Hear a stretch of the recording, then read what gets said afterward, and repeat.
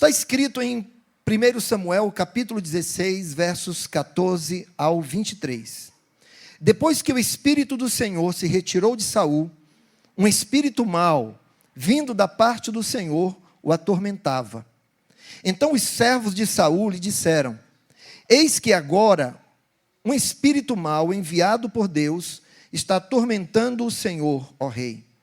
Por isso mande que estes seus servos, que estão em sua presença, busquem um homem que saiba tocar harpa. Assim, quando o espírito mau, enviado por Deus, vier sobre o Senhor, o homem dedilhará a harpa e o Senhor se sentirá melhor. E Saul disse aos seus servos: então procurem um homem que saiba tocar bem harpa e tragam-no para cá. Um dos moços disse: conheço um filho de Jessé, o belemita, que sabe tocar harpa.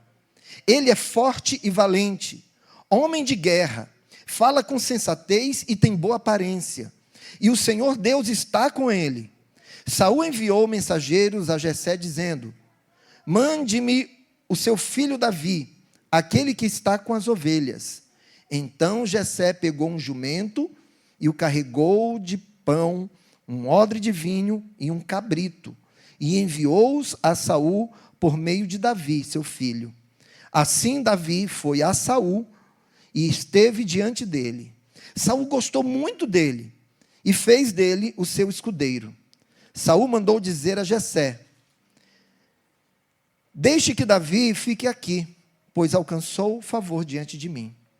E sempre que o espírito mau, enviado por Deus, vinha sobre Saul, Davi pegava a harpa e a dedilhava. Então Saul sentia alívio e se achava melhor, e o espírito mau se retirava dele. Música suave para um coração perturbado. Apesar do tema da mensagem trazer música, a mensagem não é sobre música. A mensagem é sobre graça de Deus.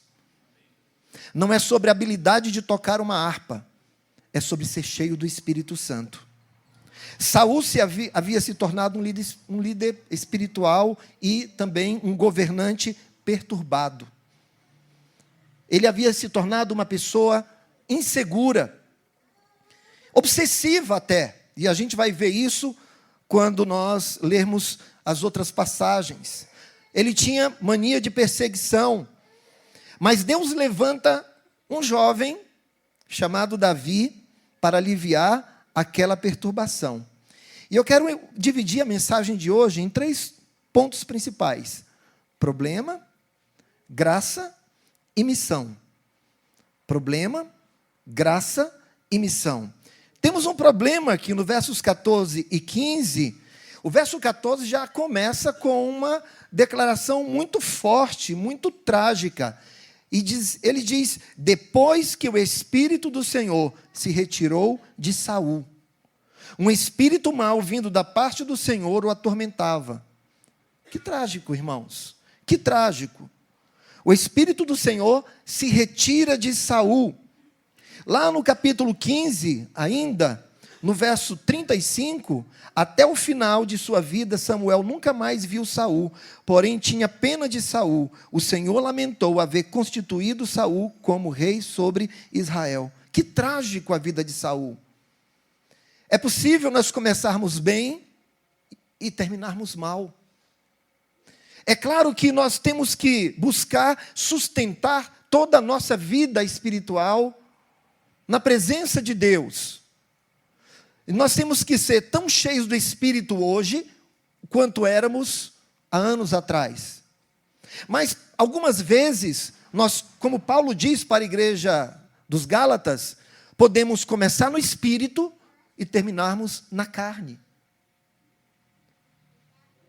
Todo novo convertido tem aquele fogo no seu coração, tem aquele desejo de buscar Deus, tem aquela disposição em estar presente nos cultos, nas programações. Mas parece que alguns vão perdendo essa paixão, esse entusiasmo, e vão se tornando cristãos frios, pessoas carnais, que fazem as coisas do seu próprio jeito, como Saul fez. até que a sua vida espiritual entra numa bancarrota, em falência. Entenda que o Espírito Santo é um dos temas mais importantes do livro de Samuel. Por exemplo, 1 Samuel 10, versos 6 e 10, fala que o Espírito do Senhor se apoderou de Saul quando ele foi ungido. E ele começa a profetizar. Saul era o irmão do círculo de oração, que profetizava. E agora vemos esse homem tragicamente vazio de Deus. Depois que o Espírito do Senhor se retirou de Saul, não há nada mais trágico na vida de alguém do que isso. Em 1 Samuel capítulo 11, verso 6, a Bíblia fala que o Espírito do Senhor tomou Saul com força e ele liberta Jabes de Gileade dos inimigos. Em 1 Samuel capítulo 16, verso 13, a Bíblia diz que após a unção de Davi, o Espírito do Senhor se apodera dele, de Davi. Veja, o Espírito de Deus é um tema importante. Em 1 Samuel capítulo 16, verso 14, o Espírito do Senhor se retira de Saul. E aí, em 2 Samuel capítulo 23, verso 2, quando termina esse livro, que na verdade Samuel originalmente era o mesmo livro, termina dizendo: o Espírito do Senhor fala por meu intermédio. Então aqui há uma ênfase do papel do Espírito Santo na vida do povo de Deus. Por isso que quando nós lemos esse texto, que o Espírito do Senhor se retirou de Saul, e nós lemos o que está escrito em Salmo capítulo 51, preste atenção nisso. Salmo capítulo 51, verso 11, Davi orando: não me expulses da tua presença, nem retires de mim teu Santo Espírito. Nos parece que Davi não está pensando tanto na salvação, mas na coroa, no lugar onde Deus o colocou. Quando Davi ora: não me expulses da tua presença, nem tires de mim o teu Santo Espírito, eu imagino que ele estava lembrando desse estado deplorável, deprimente, trágico que Saul vivia.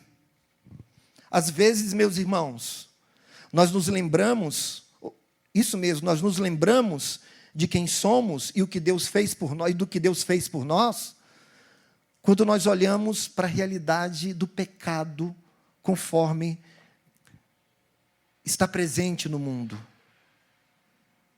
De vez em quando, nós precisamos lembrar de quem um dia fomos, para agradecermos pelo que hoje somos.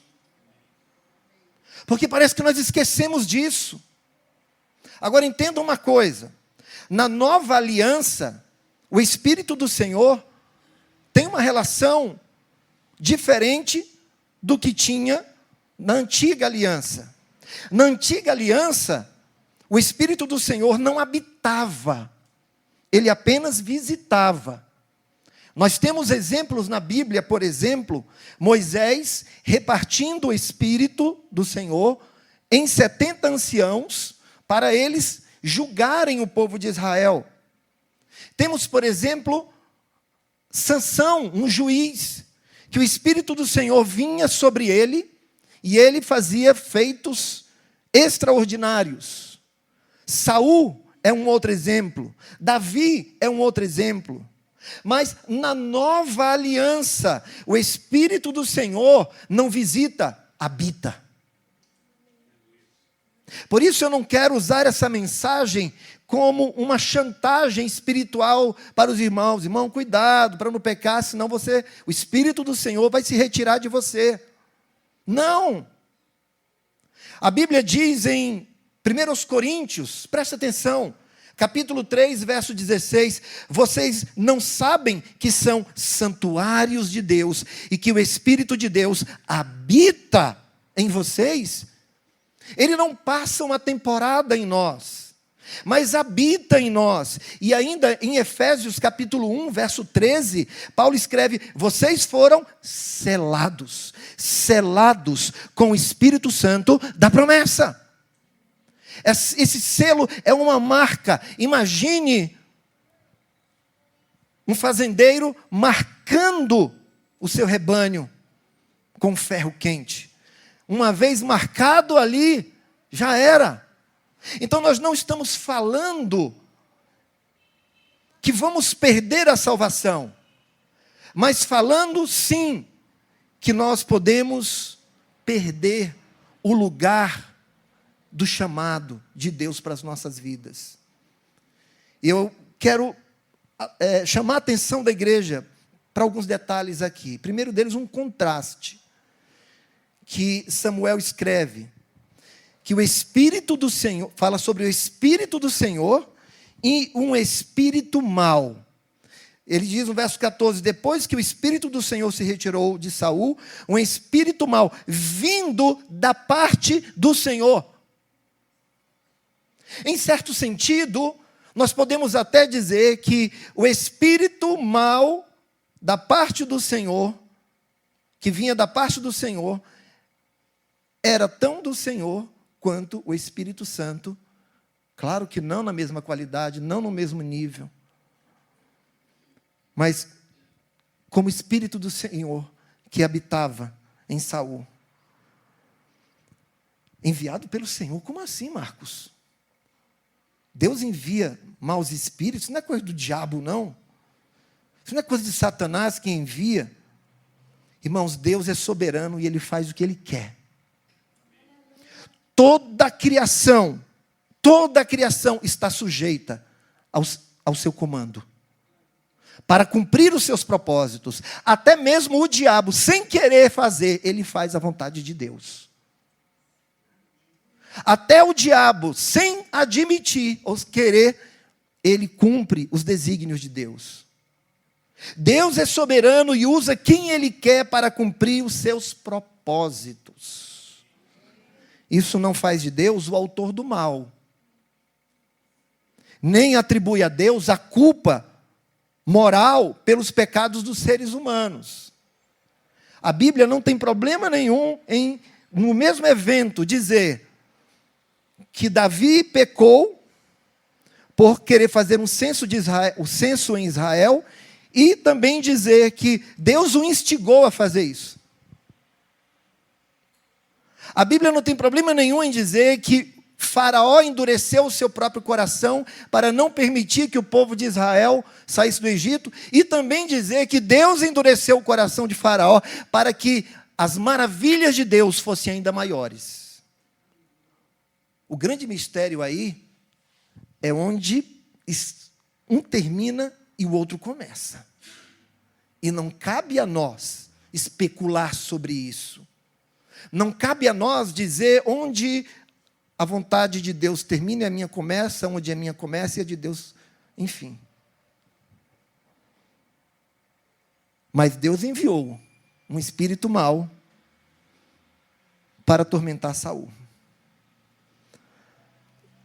Charles Swindoll, comentando esse texto, ele diz o seguinte, presta atenção. O espírito maligno enviado por Deus, que substituiu o espírito de Jeová em Saul, não foi apenas um sentimento interior de depressão pela rejeição anunciada, que se transformou em melancolia e ocasionalmente dava lugar a crises de ansiedade, mas um poder maligno maior, que tomou posse dele e não só o privou da paz de espírito, como também instigou sentimentos, ideias, imaginação e pensamentos da sua alma a ponto de levá-lo, às vezes, à loucura. Então, nós não estamos dizendo que todas as pessoas que têm problemas de transtornos mentais ou lidam com ansiedade e depressão é um espírito mau enviado da parte do Senhor. Neste caso era, porque a Bíblia diz que era. Amém? Esse é o problema. É um grande problema, concordam? É um grande problema. A graça. A graça. Versos 16 ao 18. nos versos 16 ao 18, nós vemos alguém dizendo para Saul que conhecia um jovem que poderia ajudá-lo. Irmãos, glória a Deus por aqueles a quem Deus levanta para nos abrir os olhos. Para dizer para a gente assim, cara, tu está mal, hein? Você não percebeu que você está mal? Você não está falando coisa com coisa, lé com cré.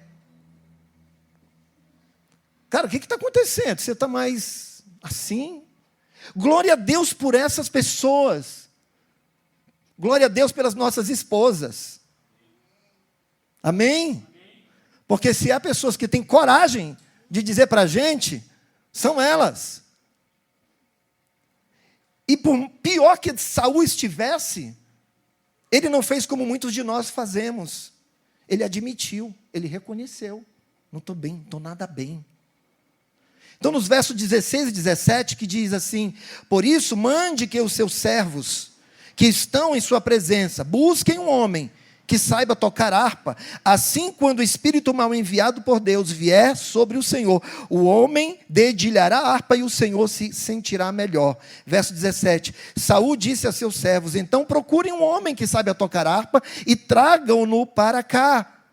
Os homens de Saul querem um músico para Saul, mas Deus quer colocar um adorador no palácio. Ele estava contratando um músico, Deus estava enviando um adorador. A adoração, meus irmãos, é um dos temas mais importantes de Samuel também. Por quê? É porque a adoração é restaurada por Davi, trazendo a arca para Jerusalém, um episódio assim muito perturbador, inclusive, porque é o momento em que a arca cai e alguém quer aparar e Deus fulmina aquele sacerdote na hora, mas isso aí eu não vou dar spoiler, né? Vai ser outro dia que a gente vai pregar sobre isso. Mas ali nós vemos a adoração sendo um tema principal, Davi trazendo a arca para Jerusalém e também fazendo os preparativos para a construção do templo que Salomão depois edifica. A música acalma. Sim, a música acalma. Quantos já tiveram um dia estressante, aí coloca uma boa música para tocar e de repente você se sente mais tranquilo, mais calmo. Os papais e mamães de bebê sabem muito bem disso. Quando colocam uma música, eu fiquei uma vez muito impressionado, levando a Vitória com Estevão para o pronto-socorro, ele chorou uma boa parte do caminho. E aí ela colocou uma música no carro. Esse menino parou de chorar na hora. Ele foi até o hospital, sem chorar nada. A música tem um efeito nas nossas emoções. Uma vez eu ouvi um podcast, e a gente precisa considerar a sabedoria, a graça comum de Deus. E esse podcast dizia que, dependendo da música que você ouve, o podcast era sobre música clássica. Música clássica. Então, eles estavam ensinando sobre as sinfonias de Beethoven, de Bach, de Mozart, enfim. E essas sinfonias, elas têm momentos diferentes, que a nossa alma vai reagindo de formas diferentes. Às vezes, entrando em harmonia consigo mesmo, às vezes, trazendo um sentimento de ação. E quando eu estava com depressão, eu ouvia músicas clássicas, porque elas também ajudam a gente a colocar os pensamentos no lugar. E fazia isso na academia, todo mundo ouvindo tuts, tuts, tuts, e eu lá.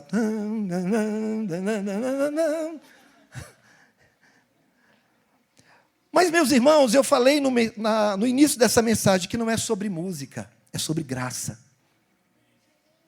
A música pode acalmar, mas só a adoração traz transformação.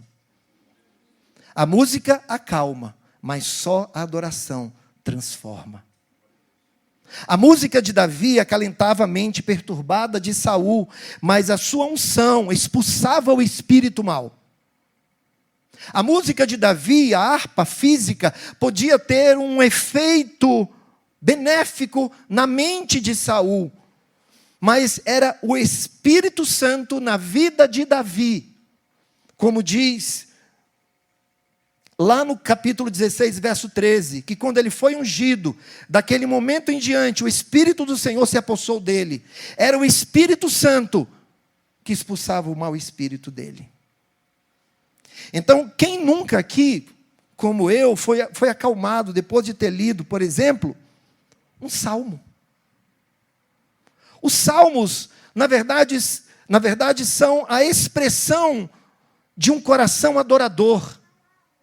Os salmos expressam aquilo que está na alma humana, santificada por Deus. Os salmos, tem salmo para tudo, gente.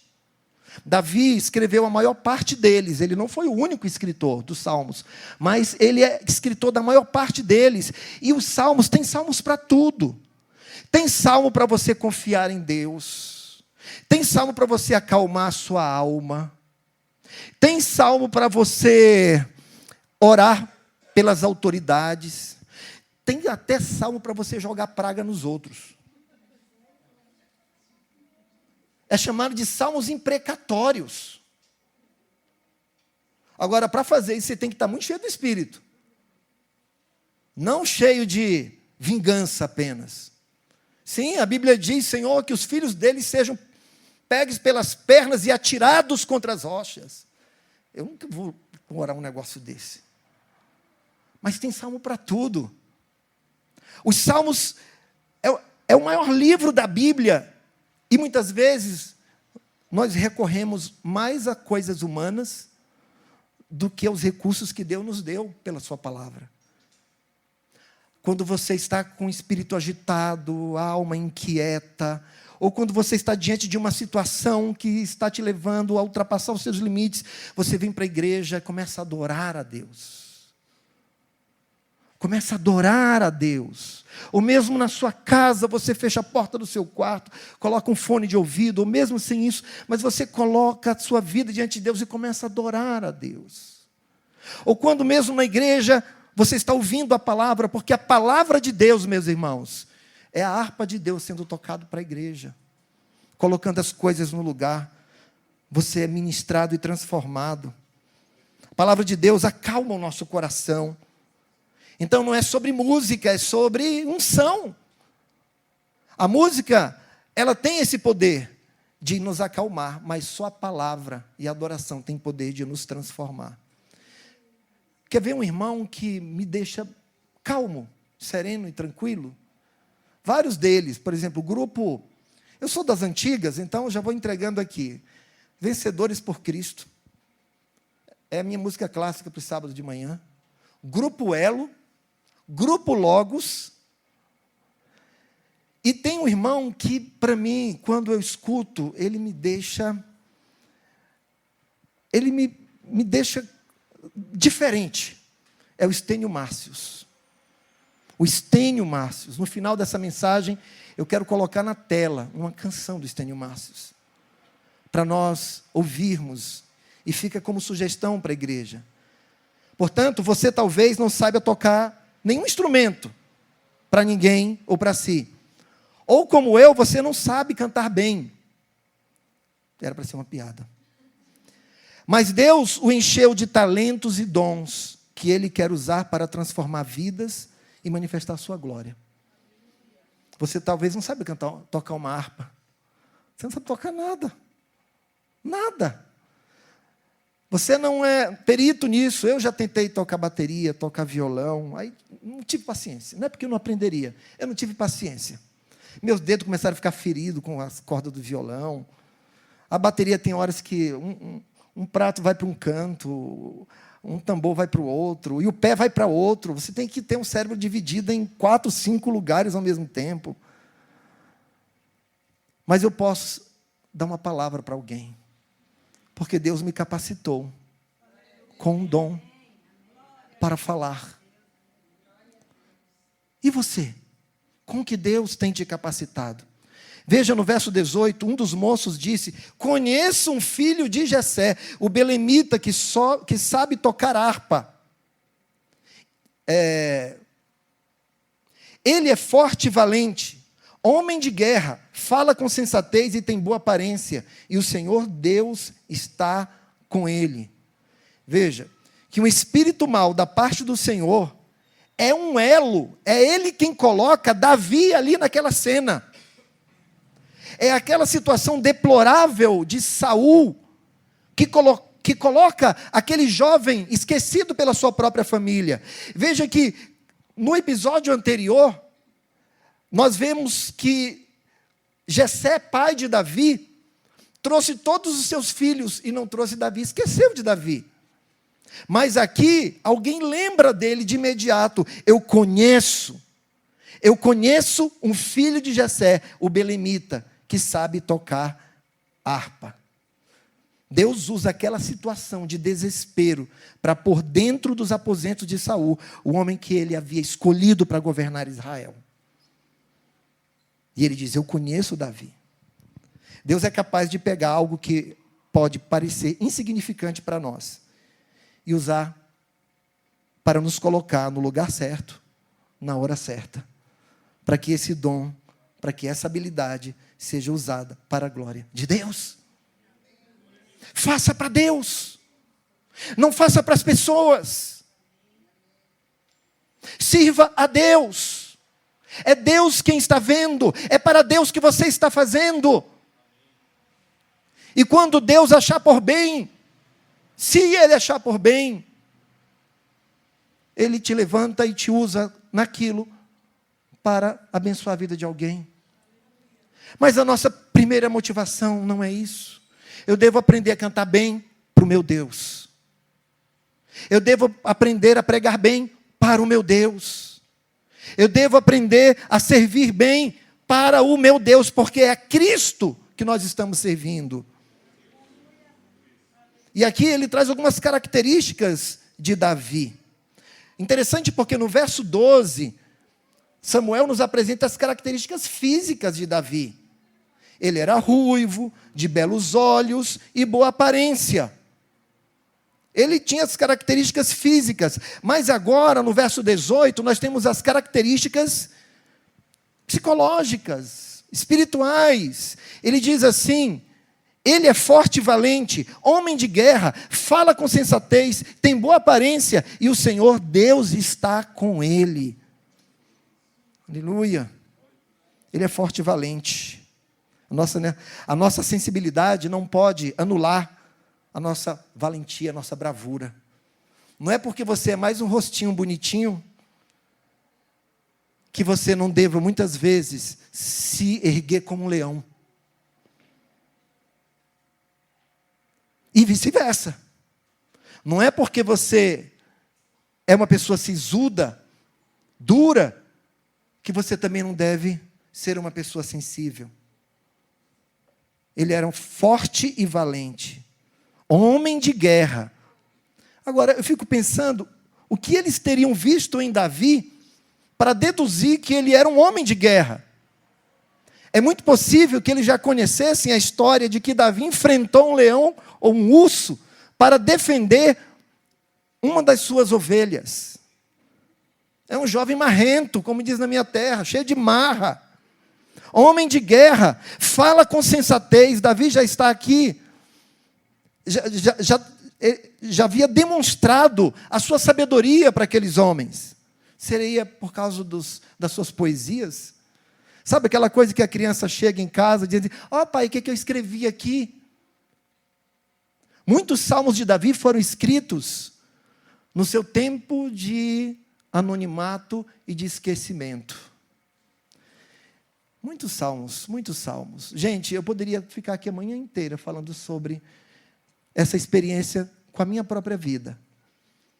Quanta coisa, sozinho, eu e Deus, eu coloquei, eu fiz ali, deixei ali quieto, deixei ali guardado. Anos, os nossos primeiros anos de ministério, jovenzinhos, 19, 20 anos, querendo servir a Deus assim com tudo. Muitas vezes as oportunidades não vêm, você é muito jovem.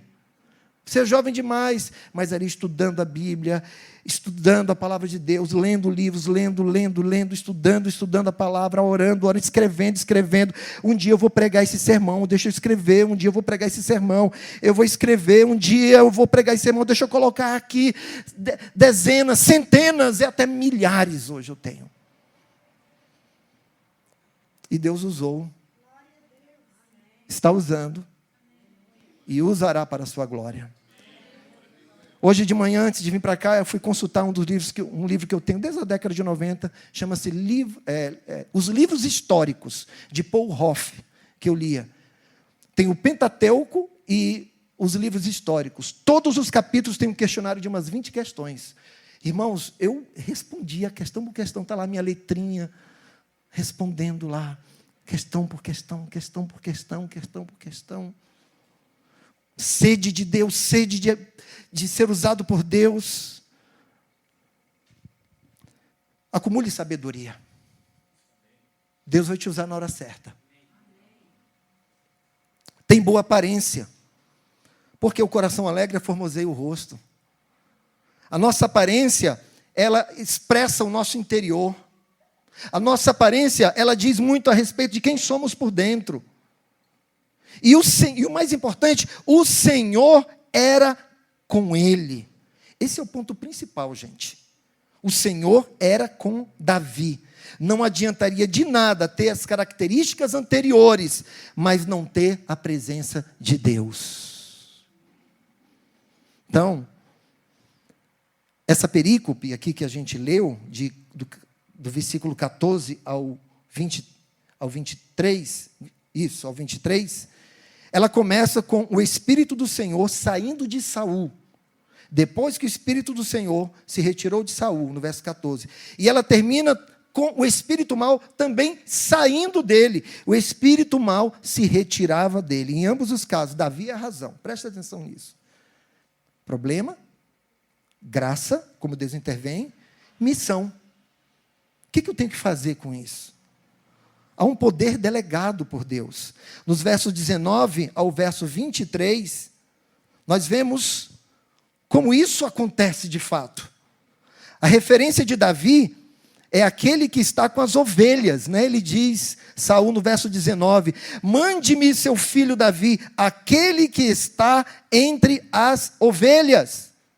Davi, meus irmãos, havia voltado, depois da unção dele para ser rei, ele voltou para o mesmo lugar de onde ele foi chamado pela primeira vez.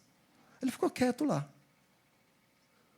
Ele não fez igual José do Egito, né? José, filho de Jacó, que já vestiu uma estola toda colorida, que era usada apenas para os reis, na frente dos irmãos e dizia, olha, eu tive um sonho em que o meu pai e minha mãe, vocês se inclinavam diante de mim. Davi foi para o lugar do chamado, foi para o lugar do esquecimento, foi para o lugar do serviço. Às vezes, Deus nos dá uma palavra. Não é porque Ele nos deu uma palavra aqui, que Ele vai ter que cumprir aqui. Há muitos processos envolvidos. Deus escolhe por sua graça, mas usa de acordo com a nossa disponibilidade. Vou repetir. Deus escolhe com a sua graça, mas usa de acordo com a sua disponibilidade. E aí minha pergunta, já vou ensinando e aplicando. Onde você está quando Deus precisar chamar você? Onde? Davi estava cuidando das ovelhas. No verso 20, então Jessé pegou um jumento e o carregou de pão, um odre de vinho e um cabrito, e enviou-os a Saul por meio de Davi, seu filho. Veja que Davi não foi sem provisão. Deus levou Davi com toda a provisão. Quando Deus envia, Deus provê tudo. Mas a provisão não era para Davi, era para Saul. Era um presente para Saul. Seja para nós, seja para os outros. Quando Deus nos envia com provisão suficiente. E aí no verso 21, para me acelerar, e verso 22, diz assim: Davi foi a Saul e esteve diante dele. Saul gostou muito dele, fez dele o seu escudeiro. Saul mandou dizer a Jessé: deixe que Davi fique aqui, pois alcançou favor diante de mim. Davi caiu na graça de Saul. Sabe quando você cai na graça de um chefe? Quando você cai na graça de alguém? Davi se tornou um homem de confiança dele. O escudeiro é aquele que está junto, é o assessor mais direto do rei. Veja que ali o espírito mau da parte do Senhor continua sendo esse elo entre Saul e Davi, mas Davi, por causa daquilo, Deus encontra uma oportunidade de usá-lo para a sua glória. E no verso 23, e sempre que o espírito mau, enviado por Deus, vinha sobre Saul, Davi pegava a harpa e a dedilhava. Então Saul sentia alívio e se achava melhor, e o espírito mau se retirava dele. Deus usava Davi todas as vezes que o espírito mau vinha sobre ele. Todas as vezes. Deus usava Davi, Deus usava Davi, Deus usava Davi. Como Saul era um caso perdido, o espírito voltava. Mas nem todo mundo é um caso perdido. Mas a gente não pode dizer, de novo não. Expulsei esse demônio ontem. É de novo hoje. Né, vó? Já falei isso ontem, tem que falar hoje de novo. Fala, até o Senhor fazer uma obra completa. A gente precisa enxergar nesse texto que nós acabamos de meditar, em primeiro lugar, a missão de Jesus. Em Atos capítulo 10, verso 38, a Bíblia diz assim: como Deus, vamos ler todos juntos? Como Deus ungiu a Jesus de Nazaré com o Espírito Santo e poder, e como ele andou por toda parte, fazendo bem e curando a todos os oprimidos do diabo, porque Deus era com ele. Davi aponta como ungido para o nosso Messias, ungido pelo Espírito Santo, para fazer o bem e curar todos os oprimidos do diabo. Em Lucas capítulo 4, verso 18, vamos ler juntos aí também? O Espírito do Senhor está sobre mim, porque Ele me ungiu para pregar boas novas aos pobres. Ele me enviou para proclamar liberdade aos presos e recuperação da vista aos cegos, para libertar os oprimidos. Veja, o Espírito do Senhor. O Espírito do Senhor que estava sobre Davi apontava para o Espírito do Senhor que estava sobre o nosso Davi por excelência. Cristo veio para libertar os cativos e deu também o seu Espírito à igreja para fazer o mesmo. Por isso a missão da igreja, pode passar um outro versículo que eu não vou ler. A missão na igreja, então, é a missão em Cristo. E como isso se expressa para nós na igreja? Primeiro, pelos apóstolos, os apóstolos da igreja, chamando, diz a Bíblia em Mateus 10:1, os seus 12 discípulos, deu-lhes autoridade para expulsar espíritos imundos e curar todas as doenças e enfermidades.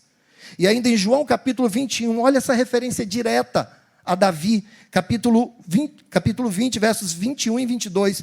Novamente Jesus disse: paz seja com vocês.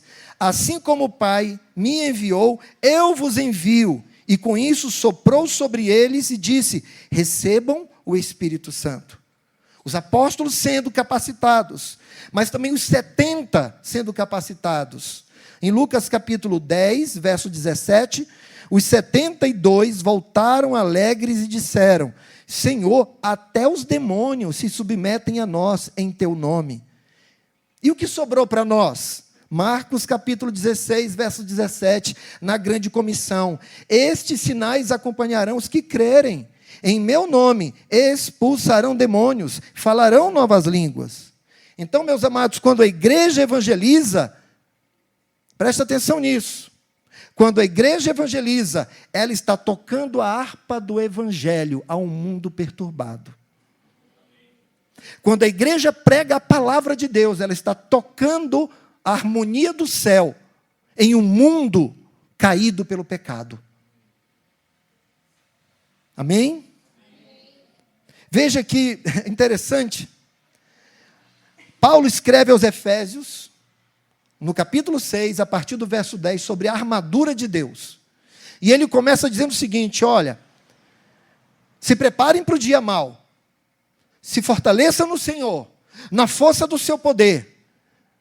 E ele diz: olha, a nossa luta não é contra sangue e carne, é contra principados e potestades, contra esse mundo, dominadores deste mundo tenebroso. Mas antes de Paulo dizer que nós temos que lutar, sabe o que ele escreve em Efésios capítulo 5, verso 19? Vamos ler juntos? Vamos lá? Falando entre si, não tem não? Tudo bem. Falando entre si com salmos, hinos e cânticos espirituais, cantando e louvando de coração ao Senhor. Antes de aprender a lidar com os demônios, você tem que aprender a ser um salmista.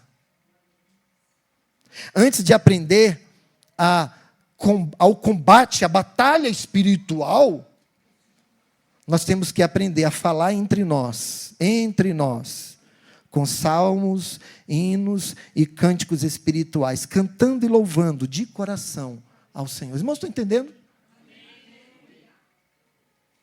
Deixa eu terminar fazendo algumas mais aplicações, porque a gente tem que saber o que fazer com essa palavra.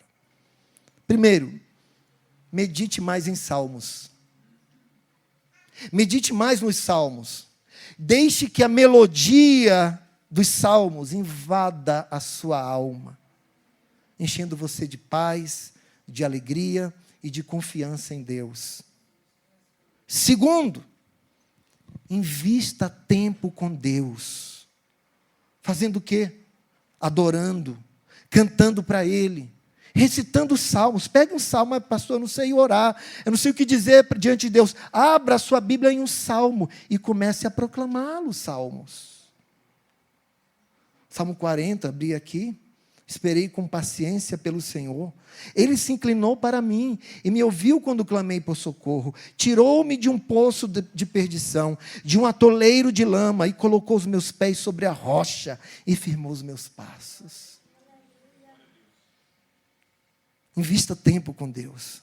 Terceiro, saiba que em Cristo nós somos ungidos para pregarmos a nossa geração no poder do Espírito. Essa é uma chamada para a igreja, para que nós preguemos no poder do Espírito Santo e não na força do nosso braço.